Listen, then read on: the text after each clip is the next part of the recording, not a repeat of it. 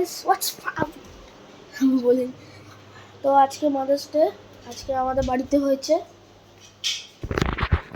চিলড chicken আর fried rice আর চিলড chicken এখানে মা,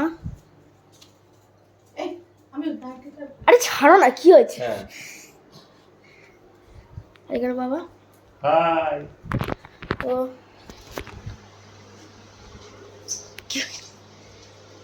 আমাকে দেখছো কেন? তো এখন আমরা খাবো। হ্যাপি মাদার্স ডে সবাই, মানে সরি